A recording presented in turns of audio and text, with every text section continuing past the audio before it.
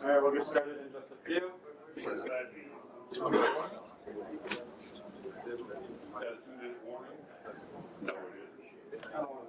Hey, Dave.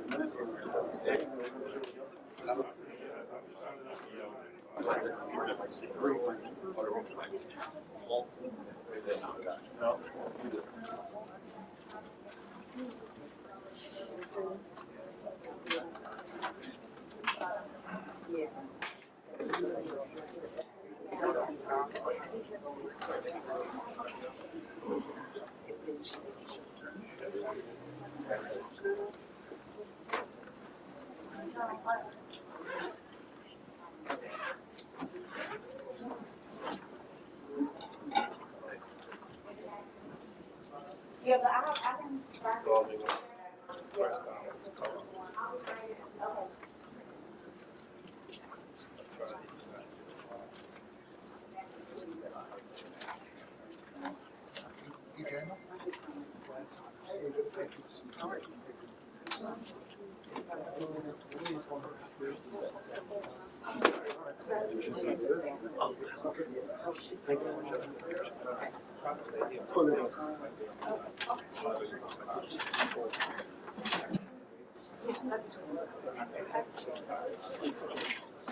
Hey, John.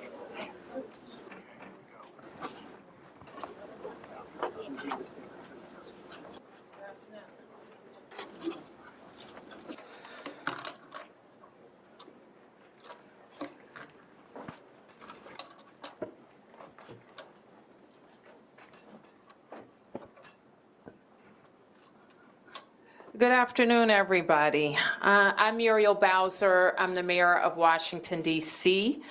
We are here at the John A. Wilson Building, our city hall, to address today's announcement from the White House. So I'll have a short statement, and then we'll be able to take a few questions. So let me start by saying this. Washington, D.C. is a beautiful city, magnificent city. We're home to 700,000 Washingtonians. We welcome millions of visitors every year from around our nation and around the world. We have the nation's premier park system, fantastic public schools, including a free and robust pre-K program starting at age 3. We have a tremendous public transportation system, and we have hardworking people here who are raising families, starting businesses, and hiring workers. So it's very important to me that for all who live here and visit here, just know how beautiful our city is and how proud we are of all that we've accomplished here. We're unique in other ways as well. Though we pay taxes, in fact, we pay more than most states per capita. We're not a state. We don't control the DC National Guard. We don't have senators or full autonomy. Limited home rule gives the federal government the ability to intrude on our autonomy in many ways. I've said before, and I'll repeat, that I believe that the president's view of DC is shaped by his COVID-era experience during his first term. And it is true that those were more challenging times related to some issues. It is also true that we experienced a crime spike post-COVID, but we worked quickly to put laws in place and tactics that got violent offenders off our streets and gave our police officers more tools, which is why we have seen a huge decrease in crime because of those efforts. We have been able to reverse that 2023 crime spike. This year, crime isn't just down from 2023. It's also down from 2019, before the pandemic, and we're at a 30-year violent crime low. We're not satisfied. We haven't taken our foot off the gas, and we continue to look for ways to make our city safer. We know, however, as most have heard from the president's press conference, that he has prerogatives in D.C. unlike anywhere else in the country, including his authority given by our home rule charter to require the mayor, to require me, to supply services of the Metropolitan Police Department. And he also has control and the ability to deploy the National Guard. But let me be clear, as our home rule charter is also clear, and the president's executive order restates. Chief Pamela Smith is the chief of the Metropolitan Police Department, and its 3,100 members work under her direction. The Home Rule Charter requires the mayor to provide the services of MPD during special conditions of an emergency, and we will follow the law. Though there's a question about the subjectivity of that declaration. In fact, the chief has already provided a high-level liaison and point of contact with the federal government and made those initial contacts. The executive order is also clear that the president has delegated his authority to make requests of us to Attorney General Pam Bondi. I have reached out to Attorney General Bondi and hope to schedule a meeting soon. My message to residents is this. We know that access to our democracy is tenuous. That is why you have heard me and many Washingtonians before me advocate for full statehood for the District of Columbia. We are American citizens. Our families go to war. We pay taxes and we uphold the responsibilities of citizenship. And while this action today is unsettling and unprecedented, I can't say that given some of the rhetoric of the past, that we're totally surprised. I can say to DC residents that we will continue to operate our government in a way that makes you proud. We will balance our budgets, we will deploy our services. Our kids are going to start school on August 25th, and we will work with the federal government to do the things that they should do for our city, including making sure that we have the judges that we need, including making sure that all federal parks are supported, not just with law enforcement, but with other clean and safe activities, and including making sure that our economy is supported by rational federal actions as it relates to the federal workforce, federal workers, and federal property in the District of Columbia. So with that, I want to ask Chief Smith to talk about her interactions with the federal forces, federal police and law enforcement that have been engaged in the district over the last several days, and the strategy that she thinks would be important while we have additional federal police officers. Thank you, Madam Mayor. I'm Pamela Smith, the Chief of Police of the Metropolitan Police Department, and as the Mayor stated, you know, we have a responsibility to support the executive order, and one of the roles that I have is to ensure that we work very collaboratively with our federal partners.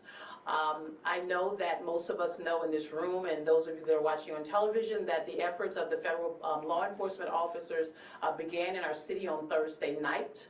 I met with the director of the U.S. Marshal, who has been at that point overseeing the operational component of how the federal resources will be allocated and deployed around our city. With that conversation, it was very, very important for me to ensure that not only do we work collaboratively with our federal partners, but we offer up areas across our city where we can work with them in areas where we know that we want to reduce crime. So that was the effort on yesterday. We spent roughly about an hour just kind of planning and talking through what that's going to look like. On the heels of the announcement from the president today regarding the executive order and my directive from the mayor is that we will begin more intense planning efforts after I leave this press conference. I've also met with one of the other liaisons that have been assigned to work with the U.S. Marshal, along with myself, regarding the efforts around the city for how we will allocate resources. What I will say is this: our relationship with our federal partners is not new. We do this on a daily basis. We are very, very, very much in tune to having federal law enforcement officers working with us on our Capital Area Regional Task Force. Our federal partners work with us, especially on some of our warrant executions.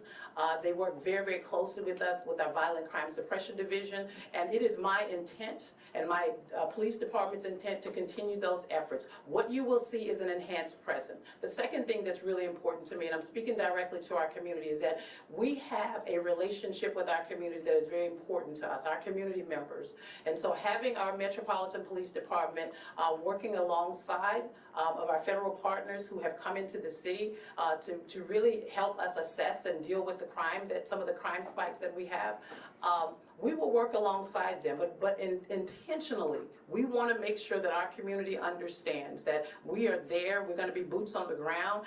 If you see something, again, say something. We value those relationships. Our community members, and I want to say thank you for all the work that you've done with the Metropolitan Police Department up to this point. Those relationships are very, very important to us, and we want to continue to build upon that and continue to enhance that. I'll turn it back over to Mayor Bowser now. Okay, we'll take a few questions, and I'm joined by members of my public safety team, including Deputy Mayor Appiah and Chief John Donnelly. Yes, please identify yourself. Mayor Bowser, Campbell Robertson, New York Times. Do you think this was inevitable, or do you think there are things that the city could have done as city council to prevent mistakes happening? This is, I don't know. I can't answer that question, and I think that's a question that you're familiar with the rhetoric about the city and how long it goes back. And we also know that we're not experiencing a spike in crime, but a decrease in crime. Yep. Mayor Tom Sherwood, WNEW News Radio. You and the chief are talking about partnerships with federal partners who are coming in. The president is talking about a takeover of the city's police department. Where does the chief fit in with Terry Cole, who's the new general commissioner of the DC Police Department? Nothing about our organizational chart has changed, and nothing in the executive order would indicate otherwise. So the chief of police reports through the deputy mayor to the mayor of the District of Columbia, and the two people I think that were identified in the presser report to Attorney General Bondi. The executive order makes clear that all requests for MPD services, the president delegates to Attorney General Bondi. So Terry Cole? I don't recall the names. Yes. The Metropolitan Police Department? Where does he fit in that? That's a question for the Attorney General, I think. Yep. Mayor, to what extent are you planning to cooperate in this new framework, or is the city planning anything to prevent this from happening, including any legal efforts? Well, I think all legal, I think you probably saw the Attorney General for the district, Brian Schwab's a statement about reviewing all legal matters, and I think those matters are under review. The plain language, however, of the Home Rule Charter indicates that there is a declared emergency. There are it allows the president, it authorizes the president to make those requests. And it says the mayor shall comply with those requests. So, yeah. Marielle with DC News Now. Are there any concerns that, with this rhetoric, that we have NPD, the National Guard, possible other law enforcement agencies on the ground, that there will be confusion about who's in charge, who these officers answer to, and how people should respond if approached by any of these law enforcement? Well, we should note, and we have been advised, and we will continue to make this clear that this is needed in our city, that all law enforcement be identifiable by a uniform, a badge, a jacket, so that people know that they are law enforcement.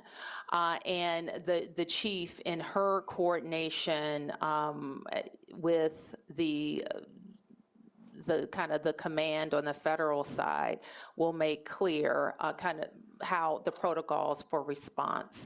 And if there's any additional information we need to get out to the public, we will. But the main point is this: everybody should follow the law, the police and the community. And that's the case now. It was the case last week, and it was the case the week before that. So nothing has changed about that. Yeah. Would you be able to respond to the statement that came out from DC Police Union? They've come out recently saying that they stand with the president and that they have also said crime is spiraling out of control. And they're also calling for the president to go even further and repeal some of the legislation that DC Council passed. I'm afraid I haven't seen that statement yet, so I don't want to comment on it. We have, worked very closely with the DC Police Union. Some issues they've advanced, I've totally agreed with. Others I haven't. One thing that we are squarely supportive of is making sure that our department can recruit more officers and get to a number that I think we need. We've worked cooperatively with them on recruitment and retention activities, on some other changes to the law that were very objectionable to the union and our members, and we will continue to do that. Yeah. Peace and blessings, Madam Mayor. So, in what way, if any, does this change your strategy in terms of your relationship with the president? You've been pretty cooperative, pretty diplomatic, but he's saying one thing about crime, you're stating facts, and he's still infringing on your role as mayor. So, as far as your relationship and your strategy, what do you intend to do as far as, engaging with mayors? Well, we engage with all officials that impact the district, and that includes the president. So I don't expect that would change from our part. But as far as, and if I may follow up. Sure. Are you going to go what some might consider a bit harder and pushing back against what he's trying to do? Will your tenor change or intensify? My tenor will be appropriate for what I think is important for the district. And what's important for the district is that we can take care of our citizens. And if people are concerned about a president's ability to have the MPD police department be responsive to the Department of Justice, the time to address that is when we're talking about statehood for DC. If people are concerned about the president being able to move the National Guard into our city, the time to do that would have been when the Congress had a bill that it could have given control of the DC National Guard to DC. So there are things that when a city is not a state and not fully autonomous and doesn't have senators, that the federal government can do. Yeah. Susan Garrett from the Boston Globe. Yeah. Just to follow on his question, you at times in President Trump's first term were more confrontational with him, especially in 2020. You've tried to be more cooperative this time. Any second thoughts about that approach? And are you planning any sort of defiance, symbolic or whatever, in light of this? Well, I would refer you to the law. Humble Charter, he referred to it. I would refer you to the executive order. And so everything that we have said maintains my authority given by the Home Rule Charter. Yep.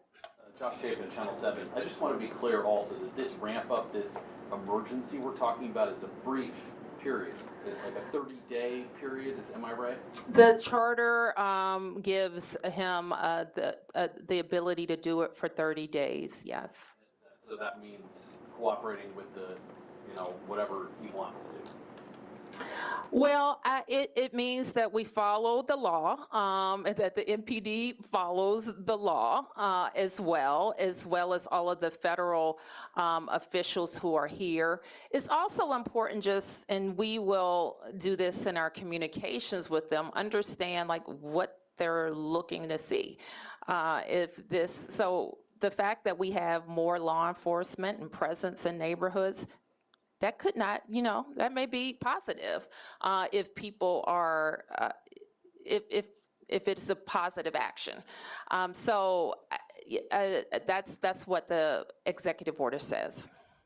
Yeah, Mark. Mayor Bowser, a couple quick questions. One, do you know, will the National Guard be armed? I don't know. And then, what if the Attorney General directs the Chief of Police to redirect sources to do something that you and the chief disagree with? For instance, redirect resources from east of the river to the federal enclave or something like that. Will you comply with, you say you're going to follow the law, you say you want to be cooperative. What if you get a directive from the White House or the Attorney General that you just steadfastly don't agree with and think it's the wrong move and would jeopardize public safety in other neighborhoods? Will you comply? I don't have any reason to think that at this point, Mark, so I don't want to speculate about that. The executive order, as is the Home Rule Charter, is pretty clear that the directives have to be, the requests have to be related to federal purposes. And then can I ask, the president threatened to use not just the National Guard, but military, to bring the United States military, federal troops into the District of Columbia if needed. Can you respond to that threat? I mean, we're in uncharted waters already. A lot of people are seeing this as the first step in an assault on home rule, which the president has threatened. He's been making these threats since last year, and now he's carrying through with them. There's no reason to believe he won't go further. What do you say to the president about his threats to bring the military, not just the National Guard, but the military into? We don't, and I think I speak for all Americans, we don't believe it's legal to use the American military against American citizens on American soil. I'm not a lawyer, and but I think that's a fairly widely held fact. And so, but we've seen them move, I think, the active military into California. So it's a question. We've seen active military on the borders of DC some years ago, and we don't believe that our military should be used against American citizens. Yes. Mayor Bowser, can you talk a little bit about the communication that you did receive before this morning? Did you know what this announcement was going to be before today? And can you just talk about the communication writ large before today? And secondarily, what do you say to DC residents who wanted to hear more from you, specifically in the last 5 days, being forthright, speaking to press and media? Can you just talk about... DC residents know I'm forthright. That's not a question. DC residents know that, and this press corps should know I speak to you all the time. So you should know that as well. And your question was, when I did not know that the request of MPD would be made. I believed that they would announce that they were going to call up the National Guard. I had one brief phone call related to the National Guard issue over the weekend. Mayor? Yes. Can you identify yourself? Brian Topping, CNN. Okay. Can you tell us what your main challenges are going to be?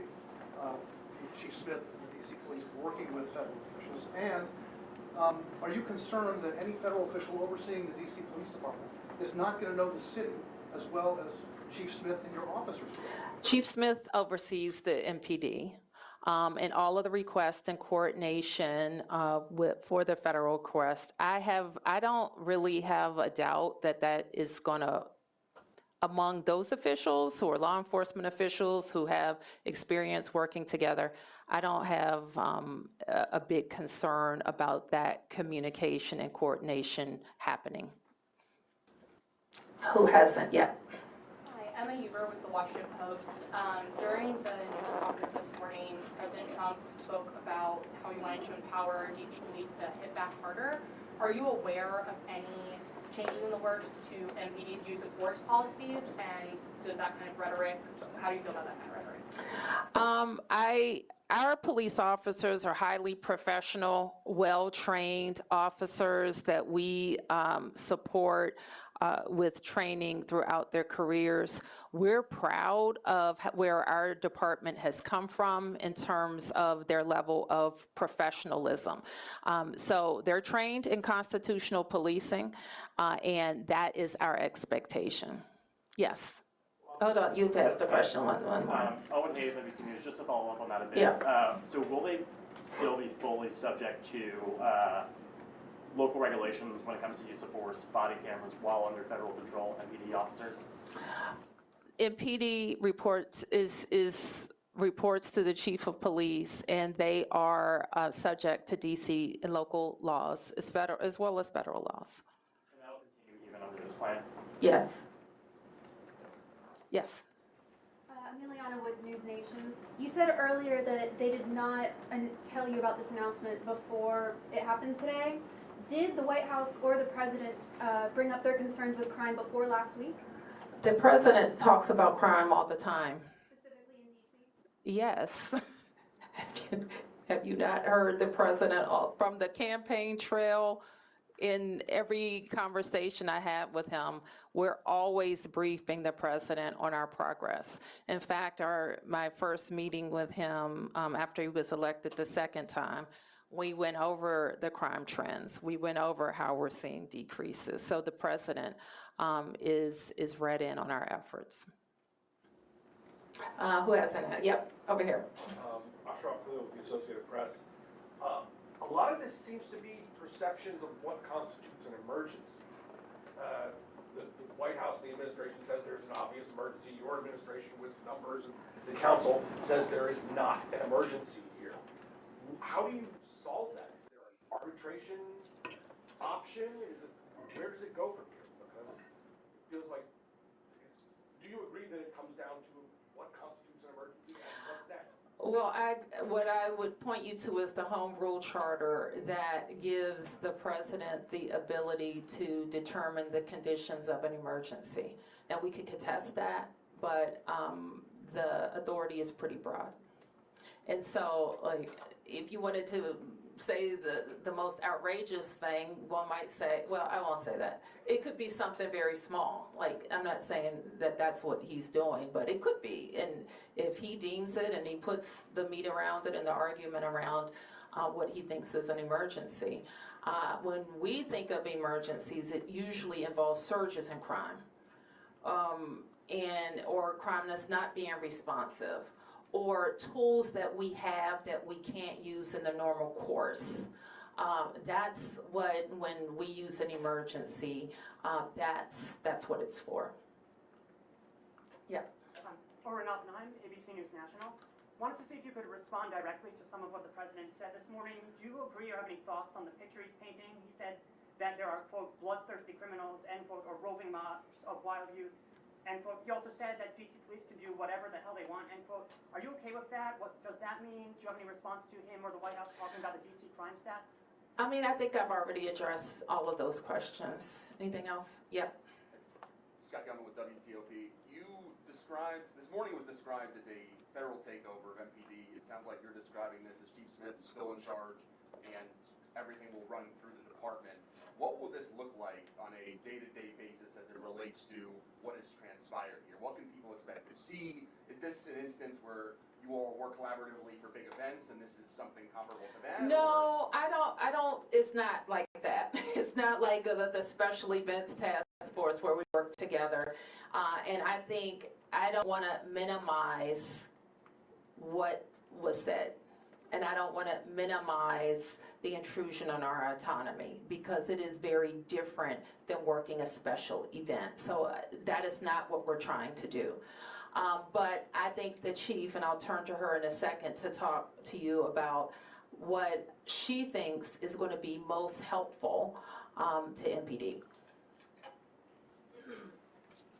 I want to believe I answered the question a little bit earlier, but I think what's helpful to us is that we come together and we look at data, we look at intelligence when it comes to crime across our city, violent crimes as well as property crimes. And so there are other things that the federal government is also very useful for, useful in supporting us, and that is in the city is warrants, right? The execution of warrants, the U.S. Marshals holds those. This will be an opportunity for us to come together and collaborate on being able to go out and execute warrants. As we think about over the past, came in 2 years ago, 5 years prior, we looked at some of our data where we saw an increase in violent crime in certain areas across our city. We designated those areas as a homicide reduction partnership plan with some of our federal officers. What we'll do in that space is we'll enhance that presence. The other thing is that most of you know we have a nightlife task force.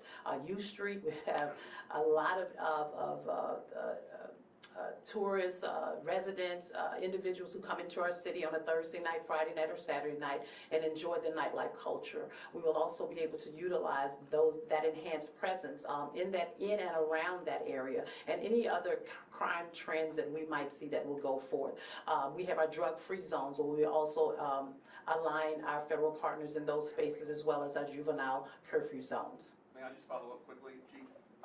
So again, this morning it's being described as a federal takeover. You all are describing it as an opportunity to enhance the crime prevention strategies you have in place. What to the community who's confused about the discrepancies, where does it fall?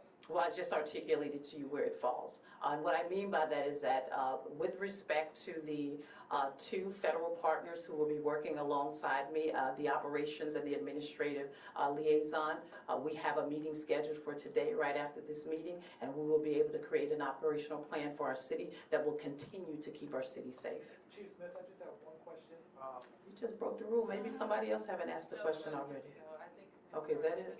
Okay, all right. Just have one question. Could you Yes, bring sir. up data a lot we've talked about? The data has come from MPD saying that crime has been going down.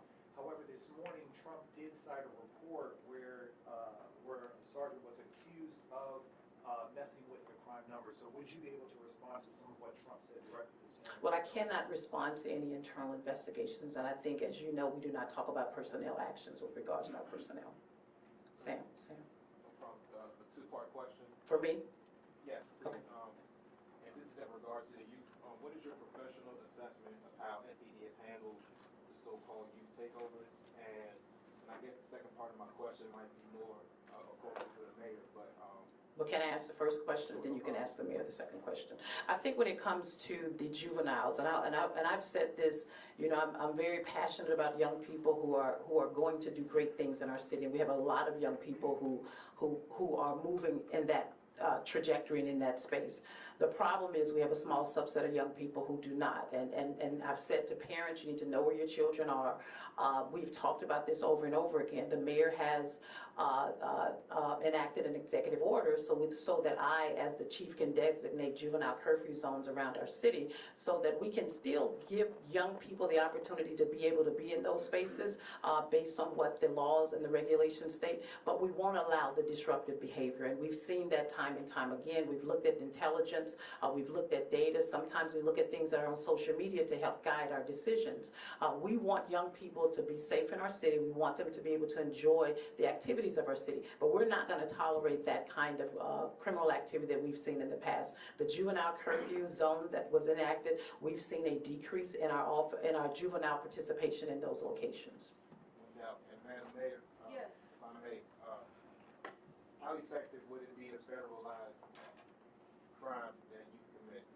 Because we keep hearing that from the U.S. Attorney for D.C., but how effective would that be as a crime prevention strategy, in your opinion? Well, I have had a pretty, we had a meeting with the U.S. Attorney for Janine Pirro last week, And she does have a lot of interest in crime, juvenile crimes, and how her office can be more engaged.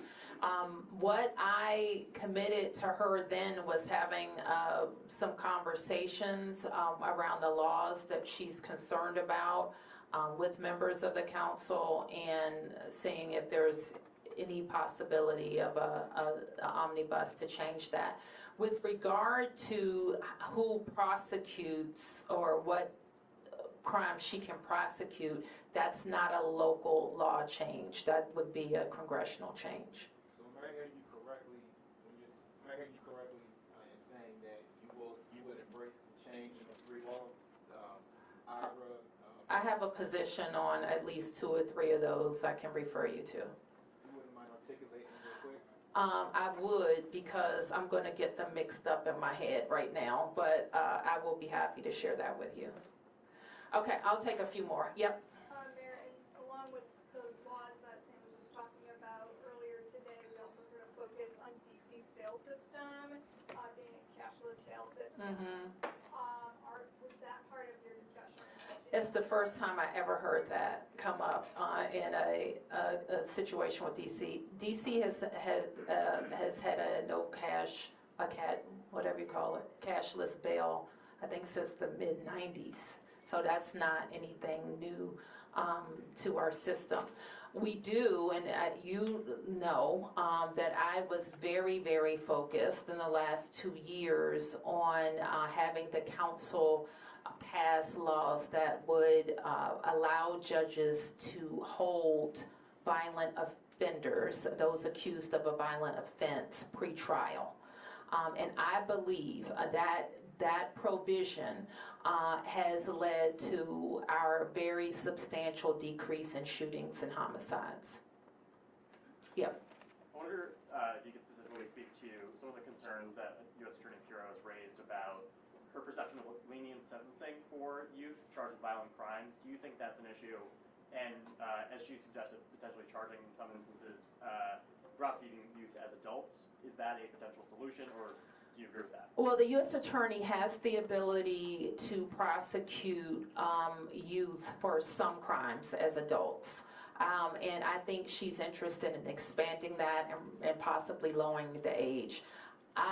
What I committed to her to do was look at all of the what's allowable in the law now, the types of crimes, working with the council, and working on some changes. So do you agree with her, though, that needs to be expanded, or do you think that is an unhelpful solution?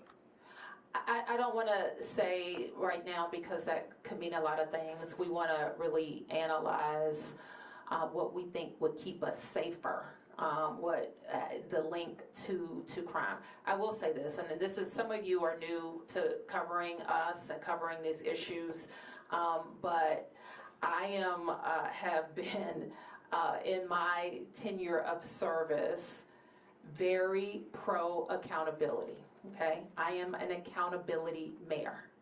If you commit a crime in the district with a gun, there has to be accountability, and that's if you are an adult or if you are a juvenile. I don't think we always have that accountability. I think what was missing from the press conference a little bit earlier, however, is what people also don't know about the district. Our prosecutors are not local, okay? They don't get elected by anybody here. They don't report to any of us. They are appointed by the president. We've also had a period of time where some of the very good police arrests that have been made were not prosecuted by the U.S. Attorney's Office. So the prosecution is a federal element. Judges are appointed by the President of the United States as well. And so those are not local judges. They don't report to any of us. So that is a part of the federal system. So anytime we talk about crime in the district, it is part local and part federal that can make changes. All right, I'll take just a few more. Mark. Mayor Bowser, the president made numerous threats about removing homeless encampments and dealing with people in the district who are experiencing homelessness. Can you talk about what preparations that you're making, that your administration is making to facilitate this and what this, have you had any of those conversations with the White House, what that's going to look like and where these people would go if they would be FD12 and We really haven't gotten any more detail about the plan, about the words that he said. It wasn't referenced in the executive order that came down, so we're going to work. And I believe he had a previous executive order that also identified Attorney General Bondi as a point of contact as it relates to homelessness and such. So we'll follow up with her. Okay, last two questions. Yes. Mayor, I want to go back again to the Federal Commissioner of the Metropolitan Police Department. It sounds like the chief has described this person, Terry Cole, as an advisor, as a liaison, as some. The president, people were saying that person, this Terry Cole, is going to be in charge of the police department. I can't really comment on that, Tom. I can only tell you what's in the executive order, and that's what controls. Yep.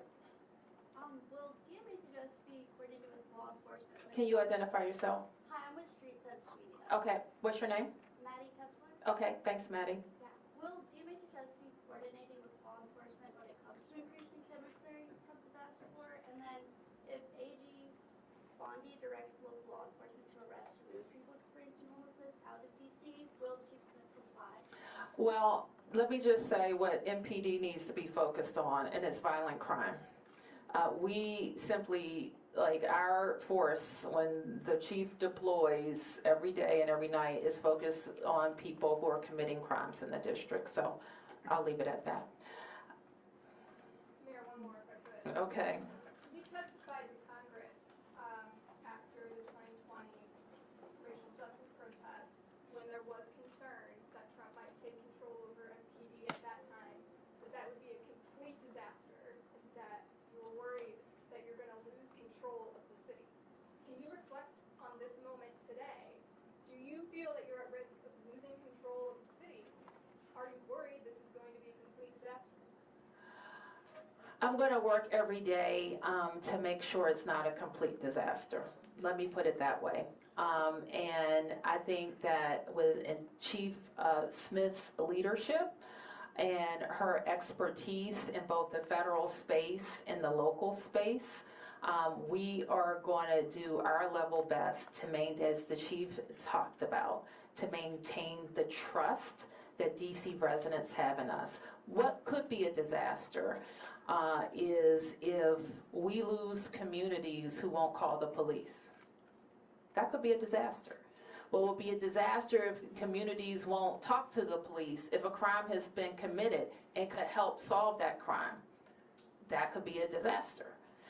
It would be a disaster if people who aren't committing crimes are antagonized into committing crimes. That would be a disaster. So we're going to work every day to get this emergency put to an end. I'll call it the so-called emergency, and continue to do our work. And at the same time, make sure that if these are like the law enforcement officers who are called, they're leaving their homes, their towns, maybe doing double shifts. If our National Guard are deployed, they're leaving their primary mission to come. We don't want their time to be wasted. We want to be strategic and work with them. But I'll end by saying this. If we know the tools that are available to the district if we are experiencing a surge in crime. And I put them in place before. It includes curfews. I've asked the council to pass emergency legislation. I've asked the Congress for additional funds. We've done all of those things. So there's nobody here, and certainly nobody who works for me, who wants to tolerate any level of crime. And I know it's frustrating sometimes to hear. If I say our crime numbers have gone down, yet you've been a victim of crime. It doesn't matter to you if crime has gone down, if you were a victim or you know someone who was a victim. So we understand that. We work every day to stop crime. Thank you, everybody.